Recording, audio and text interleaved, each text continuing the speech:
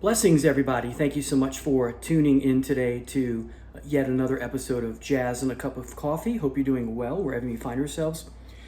Now, before we get into today's CD, I want to share with you the coffee that I'm drinking. It's quite tasty.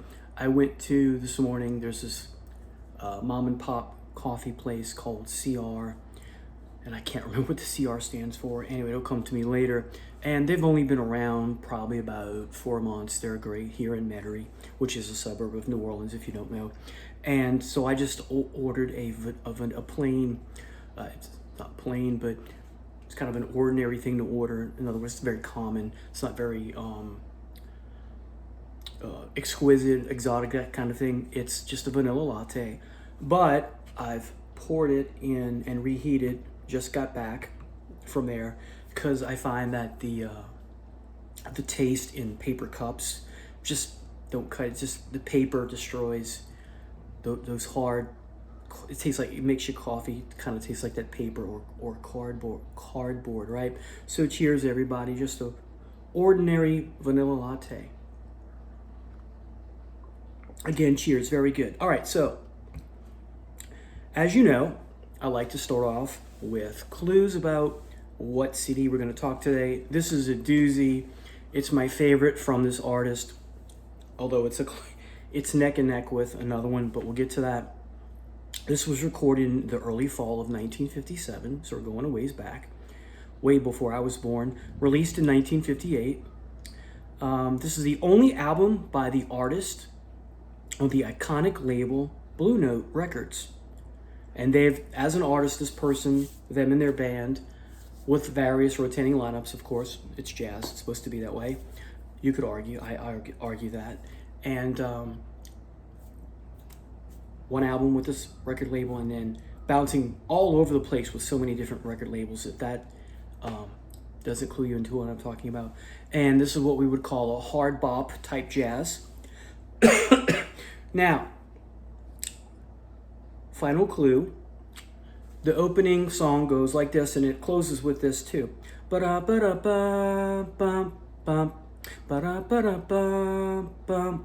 Talking about John Coltrane's Blue Train right here. Hence the blue. Love the album cover. Got John in a pensive looking mood. This would be my second favorite of all time. Giant Steps is fabulous, but it's my number 2. Excuse me, I have a little bit of a head cold here.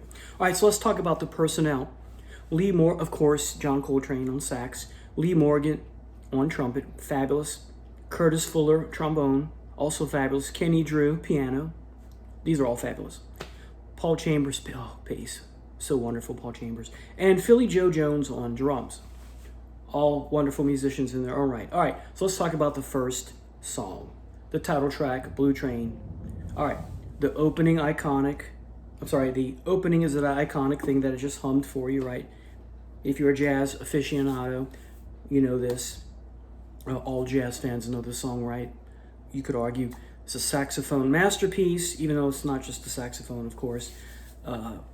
Here's a question. Does Coltrane even take a breath during the opening 3 or 4 minutes of the song? Doesn't seem to be. He was a genius in his own right, and is a genius since his music has survived, right? There's some fast playing here, a la Miles Davis, but, saxophone instead of trumpet. So, yeah, I wrote here, opening 3+ minutes, plays really fast, doesn't seem to take a breath, slows a bit, then the fast again at the 4:29 mark. So it's kind of a back and forth with respect to fast and less fast. This song is just fabulous. The rhythm section is soulful and so full of ear candy from start to finish. The piano at the 7-minute 20-second mark is beautiful, fantastic. It is just lovely. And of course, as I said, the song ends with the motif, da da da da da, ba ba, right? Reprise, you could argue, right? The song has a happy feel to it. It's upbeat, but it's not bubbly. It's just, well, I'll say this: Kenny Drew having fun here. They're all having fun, but something about Kenny Drew's piano here is just wow, fantastic. Okay, so next song, Moments Notice.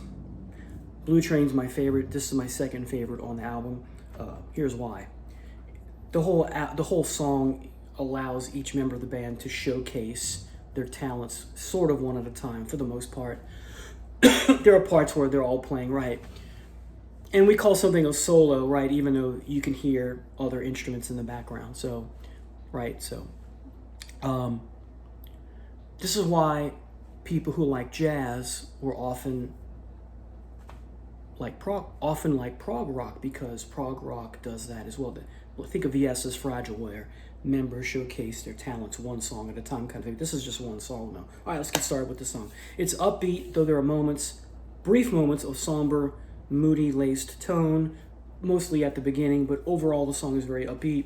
You got some more fast playing from John, just fabulous. Then after John's saxophone, we get trombone at the 3-minute mark with the rhythm section. It's just fabulous. It's marvelous. Then the trumpet is next. Holy cow, right? What do I want to say about this? The trumpet here, is it Miles Davis? No, but it's as good. And that may be blasphemous for some people, but let's face it, Lee Morgan's a great trumpet player in his own right. All right, I love me some Lee Morgan. This is why Lee Morgan's one of the masters, this song right here. All right. Then you get a bass solo. The problem though is that the bass is a little low in the mix, but it is cool. I like hearing it. And then you have drums playing along with that bass solo. Then you get a piano solo. Then you get the closing, which has a Hollywood vibe feel, something you might hear in a Hollywood movie, to go with what's going on in the cinematic reel, as they say, or in the moment of that movie. Just something about that. I wonder if, am I thinking of this because that it is in a movie or a Hollywood documentary? It gives me that feeling. Anyway, wonderful song. They don't have this album does not have a lot of songs because a lot of epic tracks here. So if we talk about, I didn't put the times down for all of them, but Blue Train is 9 minutes and change, and Moments Notice is over 7 minutes. So Locomotion is next. Great kick-ass, though brief drum introduction. Then they have this Johnny Quest sounding vibe and feel from the instruments just for a few moments. It comes back, it'll return later. I don't want to say off and on, but a couple more times at least. And if you're not familiar with Johnny Quest, it's an old cartoon that was re-syndicated in the 70s about these two exploring guys with their children. There's a dog called Bandit who would fuss a lot. He's called Bandit because he got this black rim over his eyes. Anyway, so Johnny Quest, I think, it was created in the 50s. Don't quote me on that. So, and I'm not complaining or criticizing. I like it. Makes me think of that, though. 2 minutes and 20 seconds in, you got this up-tempo yet soothing playing. Perhaps some of the most up-tempo yet soothing at the same time is what I meant to say. Playing of all time. It's just fabulous. And what can I say about the trumpet here? It's undescribably phenomenal, if that's a oxymoron, because I did describe it right a little bit. You get some heavy drums in brief moments, which are a nice treat. And at the 5-minute, 50-second mark, you get a drum solo, kind of like you would hear from, say, Cozy Powell, and trying to think of the drummer for Whitesnake.